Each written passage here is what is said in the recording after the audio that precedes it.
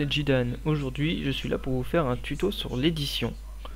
Donc, notre tuto sur l'édition va durer sûrement quelques épisodes, à savoir séparer les bases, les méthodes avancées, l'étirement des textes, les différentes polices, les différents types d'édition. Il y a beaucoup de possibilités à creuser dans justement ce sujet qui est l'édition.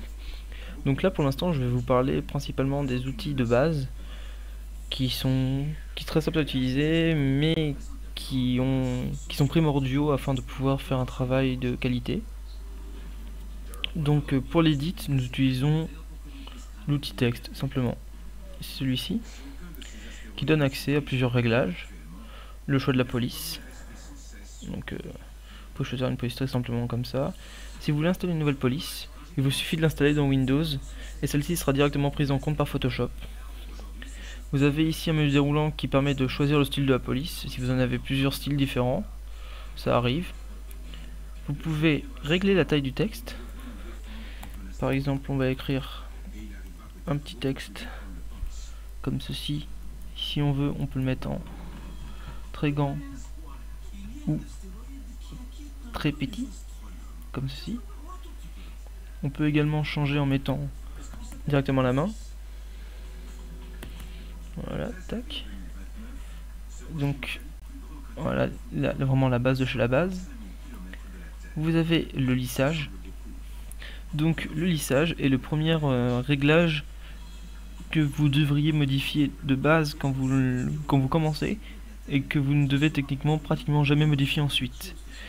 Il existe 5 types de lissage: sans, net, précise, forte et légère. Je vous conseille, de mon avis personnel, d'utiliser deux lissages dans deux cas différents. Si vous avez une page qui est en niveau de gris, c'est-à-dire si vous prenez vous voyez ici, là c'est en mode de gris. Par exemple là ça peut être, sinon ça peut être en RVB, ainsi de suite. Si c'est en niveau de gris, je vous conseille de prendre le lissage précise. Autrement, si c'est en format RVB, c'est-à-dire une image en couleur, ou ça arrive en RVB, je vous conseille le lissage forte. Car une page qui n'est pas en niveau de gris, on va voir, on va mettre en RVB, vous allez voir, le texte est un peu plus fin. Donc il est plus lisible, il est facilement plus lisible en forte. Parce que là, si on retourne en arrière, vous voyez, c'est plus fin. Et on tourne encore en arrière, donc on repasse en gris. Le texte est redevenu un peu plus épais. Donc voilà le conseil: lissage précise quand c'est du niveau de gris, lissage forte quand c'est du RVB. Ensuite, il y a le centrage du texte. Donc chaque calque est représenté par un bloc complet, donc du coup on peut le mettre à gauche, à droite, centré. Si vous éditez une bulle, mettez toujours en centré. À 99%, votre édition sera à faire en centré. Ne faites pas d'édition à droite, ne faites pas d'édition à gauche. C'est très moche. Ne le faites que quand c'est vraiment utile. Par exemple, s'il y a une lettre à éditer, une vraie lettre manuscrite à faire, dans ce cas-là, oui, faites un aligné à droite, à gauche. Pareil, si c'est un texte de portable, vous pouvez aligner à gauche. Ça fait plus réaliste, mais si c'est une bulle, centrez toujours. C'est très moche de ne pas centrer. Ensuite, vous pouvez changer la couleur du texte. Donc là, pas de souci. Vous pouvez également le changer en changeant ici, tout simplement. Cette case-là représente la couleur qu'on utilise actuellement, donc ça change en direct. Voilà. Cet outil permet de déformer le texte, mais je ne vous le présenterai pas tout de suite. Et voilà, tout pour la barre principale. Ensuite, il y a une seconde possibilité en choisissant l'outil caractère qui est accessible là, dans fenêtre, caractère, qui vous donne accès à d'autres possibilités comme modifier l'espacement vertical de votre texte, donc entre chaque ligne. Par exemple là on a 24, c'est un truc de base, mais si on descend, l'espace se réduit ou il est augmenté. De base il est en auto. N'utilisez cet outil là que si vous avez besoin, par exemple pour une police qui a un espacement énorme, ce qui est très embêtant. Dans ce cas là vous pouvez le changer. Le problème c'est que dès que vous allez changer la taille du texte, si vous avez mis un espacement par exemple de 18, si vous changez la taille du texte, là c'est bien, là l'espacement il est bien, mais si vous augmentez la taille du texte, l'espacement il est plus bien. Donc vous serez obligé de remodifier à chaque fois. Donc je vous conseille vraiment pas d'utiliser, sauf dans des cas précis. Donc voilà.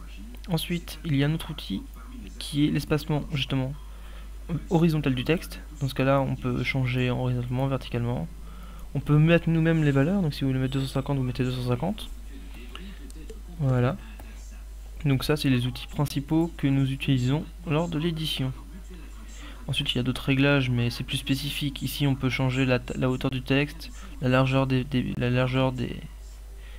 texte. On peut aussi indiquer du faux gras, faux italique, mettre tout le texte en majuscule, tout en minuscule. Ces deux réglages sont bien utiles. Par exemple, si on prend une police toute bête, allez, on va trouver un Times. Il est où le Times? C'est plus bas le T. Times. Voilà. Si on met été et qu'on veut mettre la première lettre en majuscule, on va nous embêter, on fait ça, on met tac, et voilà. Même plus besoin de s'embêter à chercher une majuscule je ne sais où sur internet. Si vous avez une lettre accentuée, un petit coup de majuscule, c'est réglé. On peut également mettre tout en minuscule, en petite minuscule. Donc comme ça. Je sais pas trop à quoi ça sert, mais ça peut être utile des fois, s'il y a un effet de style. On peut mettre les textes en exposant, ainsi. Donc c'est bien si vous voulez par exemple faire un troisième, vous pouvez mettre le AM en exposant. Vous pouvez le mettre en indice. Vous pouvez le souligner. Donc tac, comme ça, c'est souligné. Et vous pouvez également le barrer. Mais c'est pas forcément très utilisé. Il y a ensuite d'autres réglages possibles, mais ceux-là je les ai jamais utilisés. Et ensuite ces réglages non plus, je les utilise pas beaucoup. Et ces derniers réglages ne sont que très peu utilisés. Il y a quelques réglages qui peuvent être utiles. C'est ici, en fait vous pouvez faire du texte, comment dire, justifié, c'est-à-dire vous pouvez faire vraiment des blocs propres, mais ce sera expliqué plus tard parce qu'il faut utiliser une autre méthode d'édition qui est au cadre, que je vous expliquerai un peu plus tard, qui permet, si on va prendre écrit plein de choses, plein de petits mots.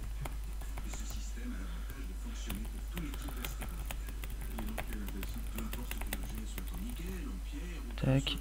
Si on fait des retours à la ligne avec des espaces, comme ça, voilà. Là, vous voyez, c'est comme ça. Si on le prend et qu'on le met en justifié, j'ai oublié de faire ça, tac, comme ça. Voilà, c'est justifié, vous voyez. Attendez, presque. Voilà. Maintenant, on a un texte vraiment justifié. Donc, c'est vraiment aligné de chaque côté. C'est comme dans les magazines. Vous voyez, vous enlevez une lettre, ça va rester en justifié. Le but, c'est vraiment de coller au bord. Donc, c'est peut être utile des fois, par exemple, quand vous éditez vraiment un magazine, par exemple. Si vous avez une édition et que dedans il y a un magazine, ou alors vous avez un texte que vous voulez absolument justifier, vous pouvez le faire comme ça. Donc voilà. Donc je ne pense pas avoir grand chose d'autre à vous expliquer sur vraiment les bases de l'édition. Donc on se retrouve dans un prochain tuto pour parler des suites de l'édition, à savoir les quelques règles de base que je vais vraiment vous faire rentrer dans le crâne tout au long des tutos, tout au long de mes pages, tout au long de mes vidéos, et qui sont obligatoires pour avoir un travail de qualité. J'ai vu beaucoup de chapitres qui n'étaient pas forcément foncièrement mauvais, mais les personnes n'avaient pas les bases de l'édition et nous donnaient des travails bâclés qui n'étaient pas faux, mais pas plaisants à lire. Par exemple, on voit un texte non, virgule, ça va, 3 petits points. D'accord, on va le mettre en noir. Noir Will Jess. Voilà, les gens qui prennent, ils mettent comme ça, ils disent, tac, on va mettre ça comme ça, on est des fous. Ils disent, voilà, ça rentre dans la bulle, c'est bon. Non, c'est pas bon, c'est pas beau. Il faut prendre un peu de son temps. Tu te dis, tiens, on va mettre en 16. Je sais pas, je trouve ça quand même déjà plus appréciable, même en 15. Faut pas avoir peur, voilà. comme ça, c'est quand même déjà beaucoup plus appréciable en tant que lecteur. Enfin, on verra ça plus tard, mais voilà.